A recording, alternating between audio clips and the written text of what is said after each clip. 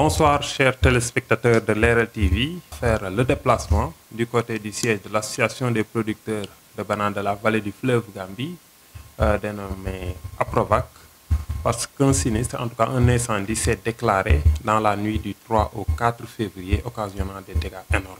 Venir pour discuter avec le secrétaire exécutif de l'APROVAC, Aboubakry Diallo.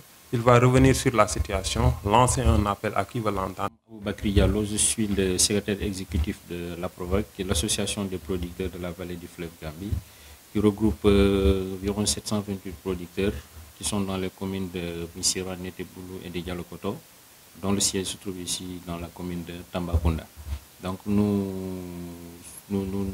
sommes dans la production de la banane agroécologique bio et dans sa commercialisation, et en partie aussi nous faisons de la transformation.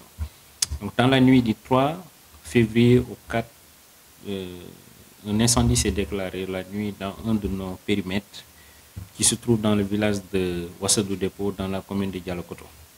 Donc c'est un incendie qui s'est déclaré en dehors du périmètre et qui a évolué à l'intérieur et a occasionné donc beaucoup de dégâts. Voilà, donc l'estimation de ces dégâts-là aujourd'hui, c'est environ 21 150 000 en termes de destruction. Donc il y a eu d'abord le matériel végétal qui était en phase de production, qui a brûlé. Il y a aussi du matériel d'irrigation, des tuyaux et des raccords qui servaient à l'irrigation des plantations, qui a brûlé. Il y a eu aussi des bottes de paille destinées au paillage du sol, qui est une de nos pratiques agroécologiques que nous faisons pour maintenir l'humidité du sol. Donc ces bottes de paille aussi qui étaient stockées ont été brûlées. Il y a ici de l'engrais bio qui a été stocké, destiné en champ école paysan, qui a été mis en place par un de nos partenaires. Cet engrais bio aussi est parti dans l'incendie. Donc c'est des dégâts très importants qui ont brûlé environ 7 parcelles qui correspondent à 2,5 hectares. Voilà, qui ont brûlé, dont certains propriétaires étaient des femmes. Voilà, donc c'est des braves dames qui ont presque tout perdu. Donc la banane, c'est assez compliqué. Donc il faut 9 mois pour que la production commence. Donc quand tu plantes, il faut attendre 9 mois pour espérer voir la première production. Donc il y a aujourd'hui 2 sortes de soutien que nous lançons aux autorités, aux personnes de bonne volonté, à nos partenaires techniques et financiers. Premièrement, il faudra reprendre donc, des investissements sur ces parcelles-là pour que ces producteurs puissent recommencer donc, à cultiver de la banane. Et deuxièmement, il va falloir que dans cette période d'attente de 9 mois, soutenir ces familles. Parce que la production de la banane, c'est leur unique source de revenus. Donc, c'est des agriculteurs de type communautaire dont chaque parcelle nourrit environ plus de 10 personnes.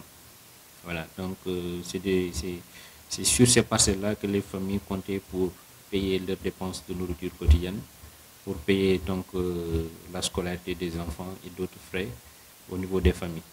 Mais il y a aussi du matériel qui était stocké, qui provenait du projet de chef de l'État des 500 hectares, dont le GIE avait bénéficié au moins des investissements pour 5 hectares. Donc il y avait une extension qui devait être faite sur ce périmètre-là, donc une extension de 5 hectares dont le matériel était déjà disponible, donc financé par l'État du Sénégal. Ce matériel aussi est parti dans les flammes. Voilà. Donc, bon, pour les feux, souvent c'est très rare. Pour les feux, c'est très rare. Mais pour ce qui est des vents violents qui détruisent un peu les plantations, ça c'est très fréquent. Chaque hivernage, parce qu'il y a ces sortes de destructions.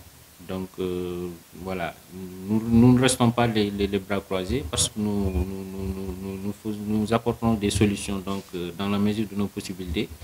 C'est-à-dire souvent on fait du tutorage, on soutient les troncs de bananes pour que quand il y a des vents violents, qu'ils puissent résister.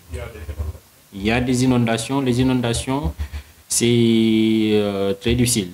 Mais on a des points où, au niveau de certains villages, près du fleuve Gambie, où on mesure souvent la montée des eaux pendant l'hivernage.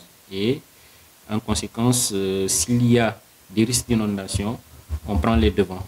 C'est-à-dire on alerte les autorités compétentes, on alerte les villageois aussi, au niveau de certains points névralgiques où l'inondation peut se produire. Donc il y a des travaux qui sont faits souvent, des digues, mais c'est dire que c'est toujours des solutions qui ne sont pas des solutions définitives. C'est juste des solutions souvent conjoncturelles. Et à la fin de chaque campagne, donc à chaque hivernage aussi, ces risques peuvent se poser. Merci beaucoup.